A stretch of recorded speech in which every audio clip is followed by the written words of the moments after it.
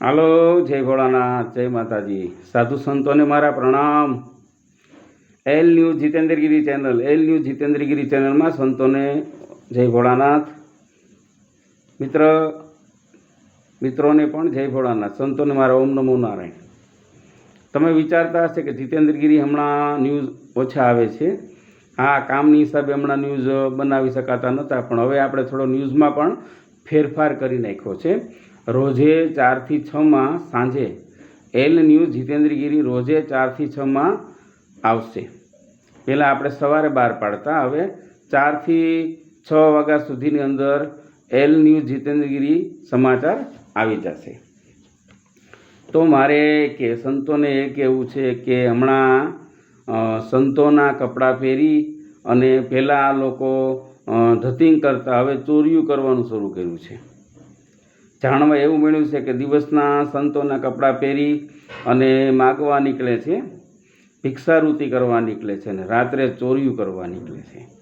એટલે તમારીને કોઈ દી કોઈ આવે તો યાદ રાખવાનું, એને પૂછવાનું કે ભાઈ તમને તો નો સંતોને કહેવું, પણ છતાંય હું કહું છું કે ભાઈ તારા ગુરુ કોણ છે, ક્યાંથી તો આવે છે, તારું ચૂંટણી કાર્ડ બતાવ.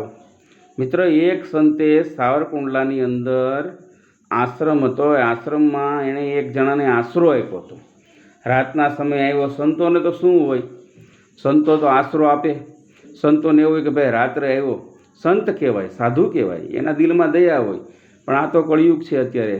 તો રાત્રે આવ્યો તો રાત્રે બાપુને જમાડ્યો, એ બધું કમ્પ્લેટ એ જમ્યો અને બાપુ કે સૂઈ જતો, તારે સૂઈ ગયો. ક્યાં તક બાપુ બહાર ગયા હતા, મારી ગાડી ખરાબ થઈ ગઈ, બરાબરથી દોરીને આવ્યો ને તમારો આશ્રમ છે તો હું આવ્યું. તો બાપુ કે વાંધો નહીં ભાઈ, ખાવું ભીખો છે તો હા, એને ખવડાવ્યું અને એ સૂઈ ગયો.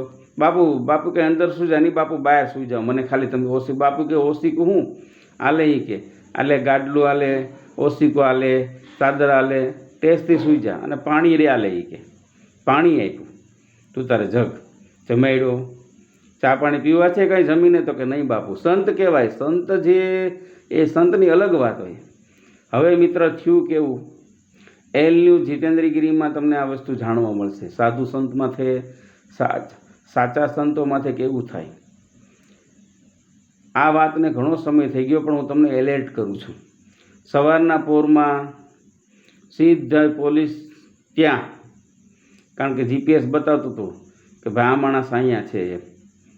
મોબાઈલ હોય એટલે ખ્યાલ આવી જાય માણસ ક્યાં છે એ. હવે પોલીસ આવી એટલે તરત જ હોર્ન વગાડવા માંડી. એટલે મહારાજ બહાર નીકળ્યા. કોણ છે એ કે? તો કે બાપુ અમે પોલીસ. તો કે હા, અત્યારમાં? તો કે ભાઈ તમારી ત્યાં કે કોઈ આવ્યો હતો? તો કે હા બાપુ, હું તો જોયું તો હું તો નહોતો, એ વહેલા ભાગી ગયો. બાપુ કે તમે એને આશરો આપ્યો તો આ ફોટો? તો કે હા, આ ફોટો તો ભાઈ રાતે આવ્યો હતો. સંતને શું હોય, તો ખોટું ન બોલે. આ માણસ તો રાત્રે આવ્યો હતો, મેં એને જમાડ્યો, પછી મેં એને ગાડલો આપ્યું, પછી મેં એને કીધું ભાઈ તારે ચા પીવીશ, બરાબર? તો કે બાપુ તમારે પોલીસ સ્ટેશન આવવું જોશે. તો મારો વાઘ ગુનો શું? તો કે ભાઈ વાઘ ગુનો તમારો એ છે કે તમારે એમને એને આશરો અપાતો નથી. એ ખૂન કરીને આવ્યો છે, ખૂન કરીને ફરાર છે એ માણસ. સાવરકુંડલાનો કિસ્સો છે મિત્ર.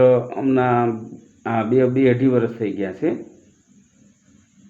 રોડના કાંઠે જ મિત્ર આશ્રમ છે. સાવરકુંડલા, રાજકોટથી સાવરકુંડ જતા બાપુનું નામ એ છે, પણ હું નામ નહીં આપું, કારણ કે નામ કોઈ સંતો નામી દેતા નથી. એની માથે આવી ઘટના બની ગઈ. આ તમને એટલા માટે વાત કરું છું કે તમે ધ્યાન રાખજો. હવે બાપુને પોલીસ સ્ટેશન જવું પડ્યું હતું. લેવા દેવા વગરના એક આશરો આપ્યો, એક સાધુએ આશરો આપ્યો, દયાભાવ રાખીને. બાપુને પોલીસ સ્ટેશનના ધક્કા શરૂ થયા. માંડ બાપુ એમાંથી છૂટ્યા. ભલે સંતો, સાધુ, પોલીસ ખાતું બહુ સારું હોય, સંતોને એમ બીજી વાર એમ સમજે કે ભાઈ દયાળુ, પણ એને તો કાયદા એ કરવું પડે ને. એને બોલાવવા પડે, લખવું પડે ક્યારે શું છે શું નહીં. એ પાછા આજ બોલાવે, પાછા 5 દિવસ પછી બોલાવે, પાછા 15 દિવસ પછી બોલાવે મિત્રો.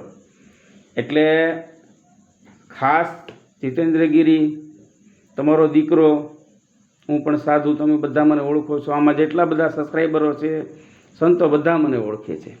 ખાસ તમને કહું છું કે તમે હવે આશરો આપતા પહેલાં એમનું આધાર કાર્ડ લઈ લો. આધાર કાર્ડનો ફોટો પાડો, ચૂંટણી કાર્ડનો ફોટો પાડો. ગેસ્ટ હાઉસ સિસ્ટમ તમે કરવા માંડો. સંતો જો તમે ગેસ્ટ હાઉસ સિસ્ટમ નહીં કરો અને તમે અજાણાને આશરો આપશો તો કોઈક દિવસ લેવાના દેવા થઈ જશે. આ તો ઉલટું થાય કે ભાઈ તમારો એમાં સપોર્ટ હશે. આ તો સાવરકુંડલા મેટર પતી ગઈ. બાકી એમ કે તમારો સપોર્ટ હશે એમાં.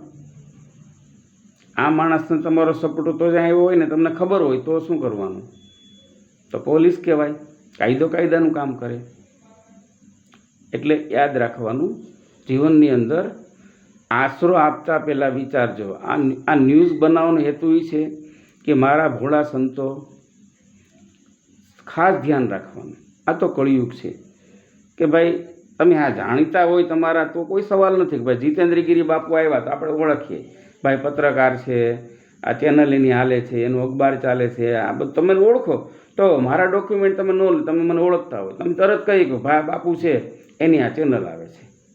એક ફેમસ માણસ હોય, પછી કોઈ ગામનો કોઈ બીજા હોય તો કે હા ભાઈ ફલાણા ગામના છે, મારા ચેલાના મિત્ર છે, મારા શિષ્યના મિત્ર છે.